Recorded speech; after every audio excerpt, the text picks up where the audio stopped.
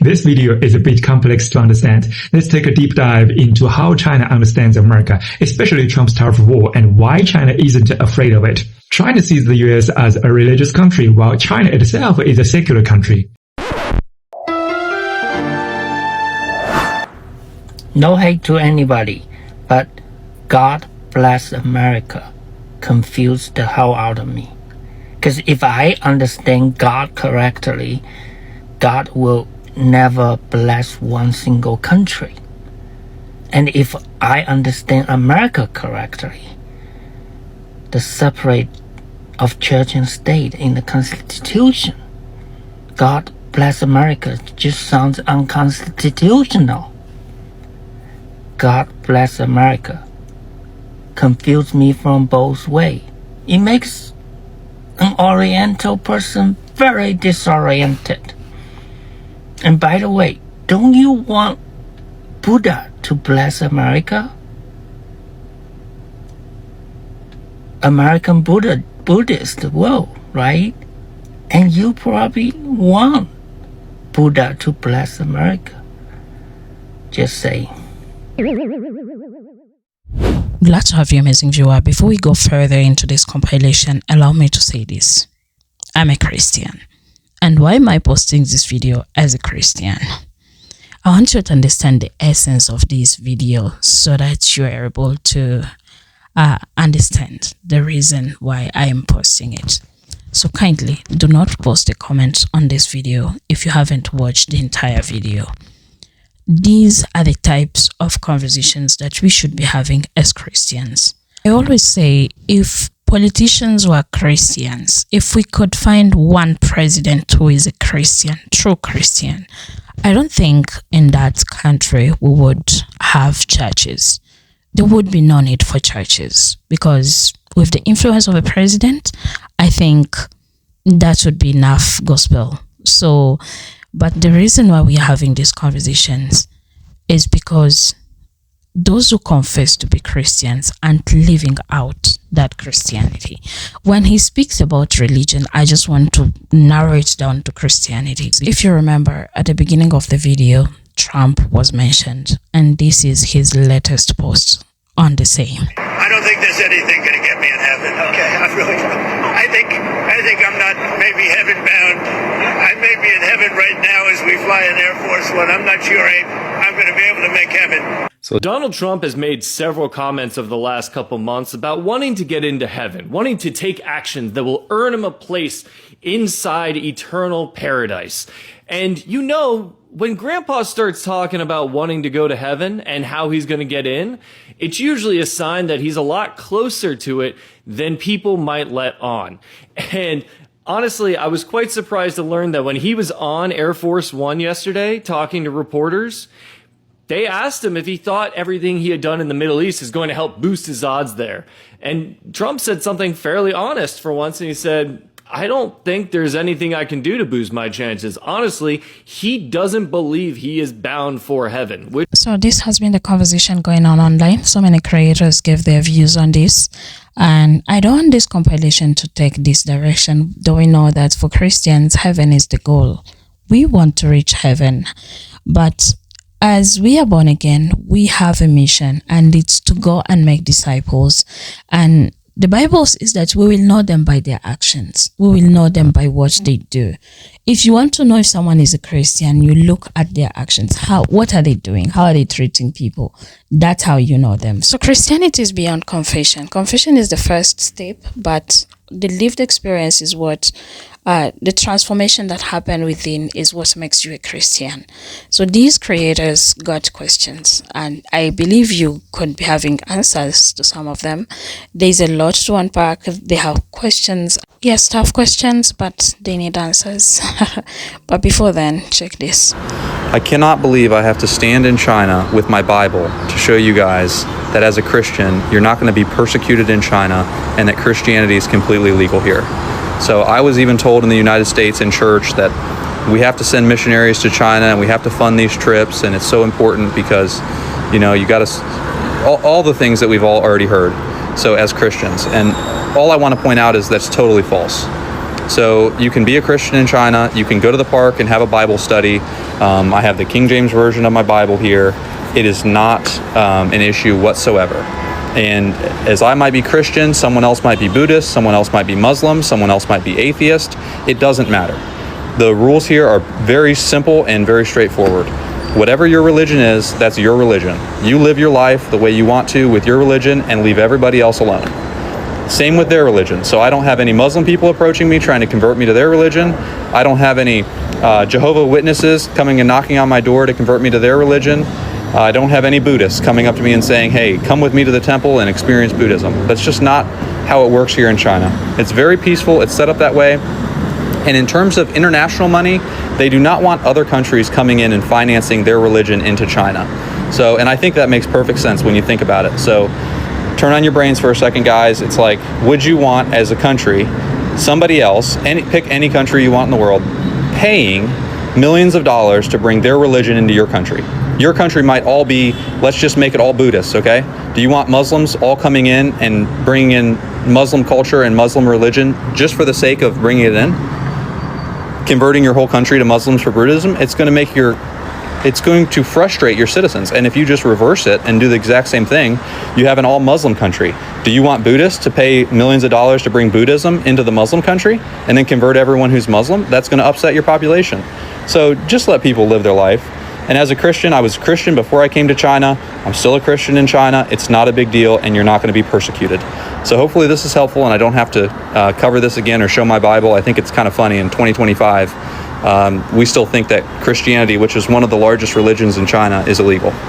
So hopefully this is helpful, and it shows you a side of China you wouldn't otherwise see or hear. Cheers.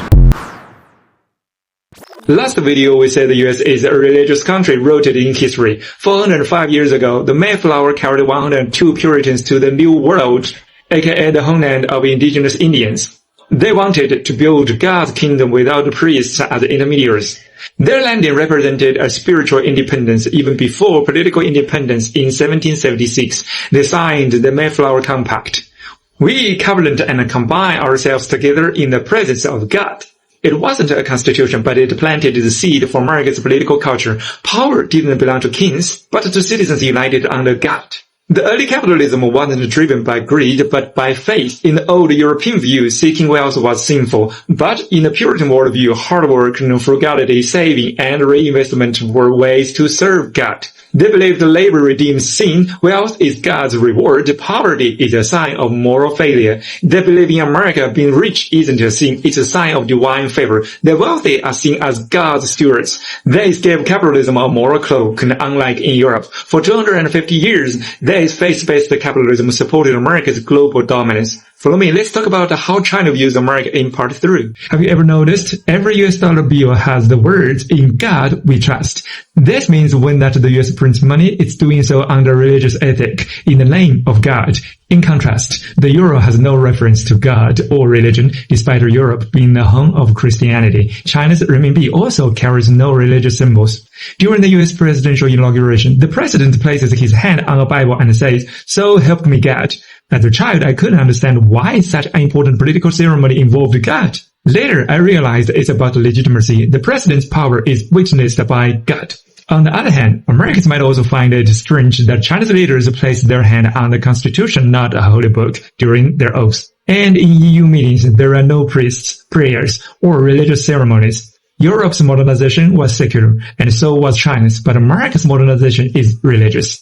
Warren Buffett once said American capitalism is a big church plus a big casino. Trump's tariff war looked like economic policy on the surface, but it was also a faith restoration movement. He tried to use religion to unite people, but ended up dividing America. To understand this, we need to look at US history. 405 years ago, the Mayflower carried 102 Puritans to the New World, aka the homeland of indigenous Indians. They wanted to build God's kingdom without priests as intermediaries. Their landing represented a spiritual independence even before political independence in 1776. They signed the Mayflower Compact. We covenant and combine ourselves together in the presence of God. It wasn't a constitution, but it planted the seed for America's political culture. Power didn't belong to kings, but to citizens united under God.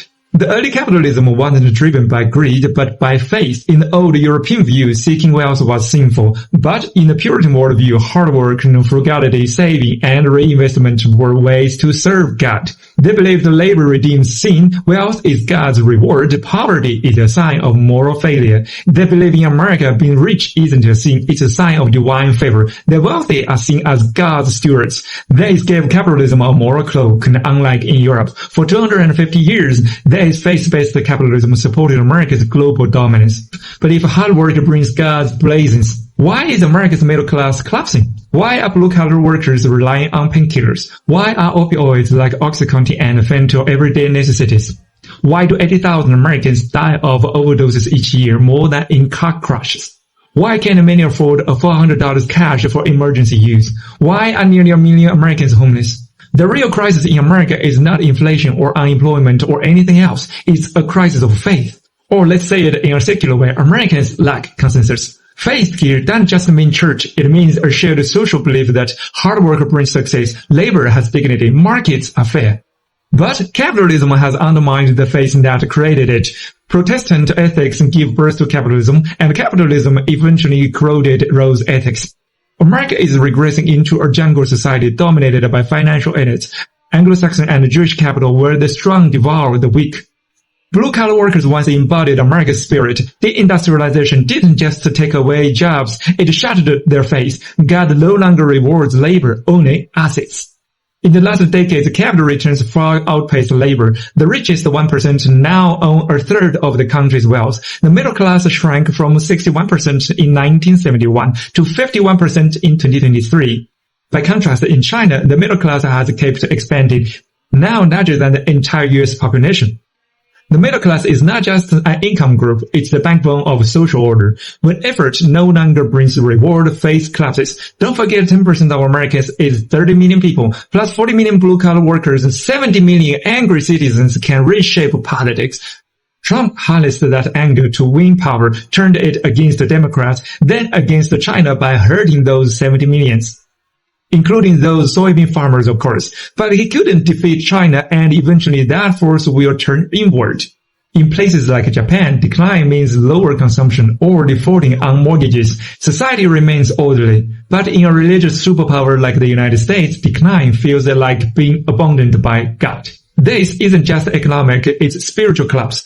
People search for new saviors. Trump appeared as the vessel for hope and rage. As you can see, his rallies resemble religious ceremonies, red hats, chants of "Make America Great Again," collective prayer-like scenes. He turned faith into traffic and traffic into votes. But Trump couldn't fix the structural problems, so he created an external enemy. Manufacturing decline, trade deficits, inflation, all were blamed on others stealing your jobs. Tariffs became a political tool, a modern crusade. It's not an economic fix. There is public anxiety temporary, but don't solve the real issue, faith collapse. China, as a second country, has faced the US bullying, tariffs, and sanctions since 1949, yet hasn't developed mass hatred toward America. We still learn from America in some aspects. Instead, it's driven internal innovation in China.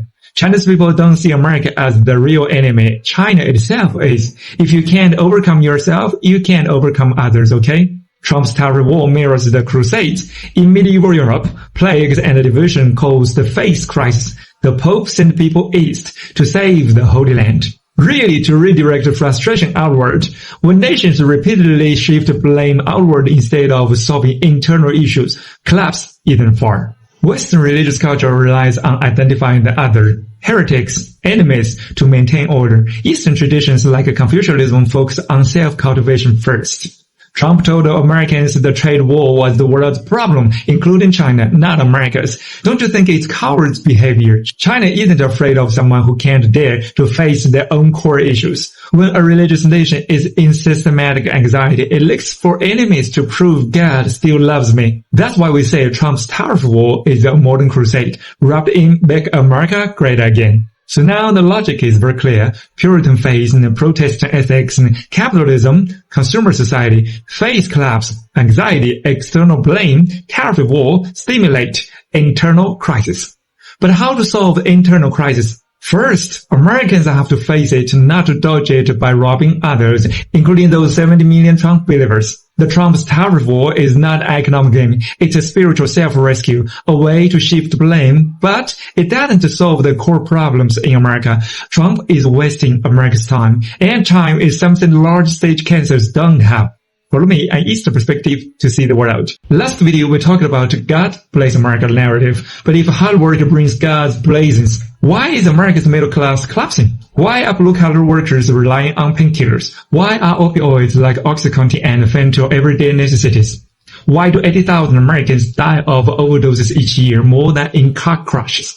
Why can't many afford a $400 cash for emergency use? Why are nearly 1 million Americans homeless? The real crisis in America is not inflation or unemployment or anything else. It's a crisis of faith. Or let's say it in a secular way, Americans lack consensus. Faith here doesn't just mean church. It means a shared social belief that hard work brings success, labor has dignity, markets are fair. But capitalism has undermined the faith that created it. Protestant ethics give birth to capitalism, and capitalism eventually corroded those ethics. America is regressing into a jungle society dominated by financial elites. Anglo-Saxon and Jewish capital where the strong devour the weak. Blue-collar workers once embodied America's spirit. Deindustrialization didn't just take away jobs, it shattered their faith. God no longer rewards labor, only assets.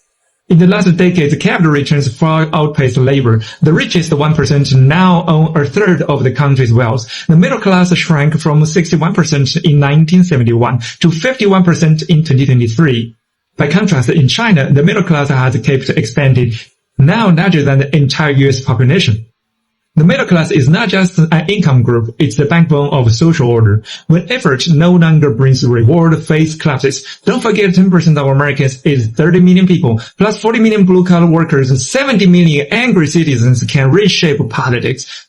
Trump harnessed that anger to win power, turned it against the Democrats, then against China by hurting those 70 millions. Including those soybean farmers, of course. But he couldn't defeat China, and eventually that force will turn inward. Follow me, let's talk about how Trump's tariff war is a modern crusade in part 4. Listen first. If a country doesn't have religion, doesn't have faith, doesn't have God, it's going to be very hard to be a good country. There's no reason to be good.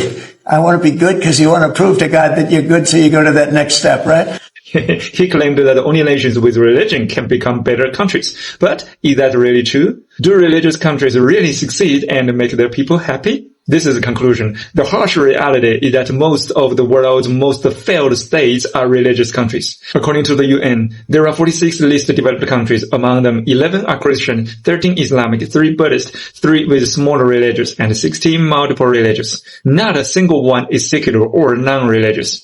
Look at the examples. The Philippines is 93% Christian, Bolivia 95%, Colombia 98%, Ecuador 98%, the Dominican Republic 98%, Uganda 95%, Malawi 80%, Haiti 96%, Zimbabwe 75%, East Timor 93%. All are extremely poor, backward, plagued by drugs, crime, corruption, or sometimes wars. Now, interestingly, among the 32 developed countries, most are still religious. 24 Christian, 3 multiple religions, 1 Jewish, and only 4 officially called them secular. The US, France, South Korea, Japan. Strange. I bet you think they are all religious countries, right? Actually, only South Korea has a sizable non-religious population, around 40%. Meanwhile, in China, about 93% of the population are atheists. In other words, non-religious. Is China a developed country or not? What do you think? The pattern here is striking. Being developed doesn't necessarily depend on religion, but poverty and underdevelopment almost always correlate with strong religiosity. The poorer the country, the more people rely on religion, both as an escape from misery of this life and as hope for the afterlife. While religion can bring comfort, in many poor countries it becomes a tool for the powerful to control the masses. Religion also breeds extremism because it is deeply exclusive and pushes blind obedience. Think of 9/11, or just 10 years ago, the Christian anti-Balaka militias in Central African Republic massacred Muslims, burning, looting, executing, even eating human flesh, believing it gives them protection. Countless terrorist attacks have been carried out in the name of religion. And think about the genocide in Gaza. Can we really say religion has nothing to do with it? Back to Trump. His idea that only religion can restrain people morally sounds appealing to many believers. But belief is not the same as religion. Non-religious people also have values, ethics, and spiritual worlds. The real question is, can there be a kind of belief or faith that is non-religious, focused on this life rather than the afterlife, centered on the tangible people rather than the imaginary gods, yet still powerful enough to inspire devotion, sacrifice, and love of life? Think about it, my friend, and follow me, an Eastern perspective to see the world. Donald Trump just said that he doesn't think that he is heaven-bound. But my friends, the Bible doesn't teach us that we earn our way in by how good we are. It says, "For by grace you have been saved through faith, and it is not from yourselves. It is the gift of God, not by works, so that no one can boast." So Trump said that he doesn't think that he's earned his spot in heaven. And honestly, he's right. He hasn't. But neither have I, and neither have you. None of us have. So if you think that it's impossible for someone like him to receive salvation, then you haven't read the parable of the workers in the vineyard. Jesus said that the landowner went out and hired people at different times of the day. And at the end, he gave the same reward to the ones who came in late as to the ones who worked all day. And when the early workers complained, the master said this, "Don't I have the right to do what I want with my own money? Or are you envious because I am generous?" Even if someone gives their life to Christ at the very end, the grace of God covers them fully. Salvation is not about how long we've been at it. It's about who saves us. And just to be clear, I am not political. I don't agree with a lot of things that Trump does.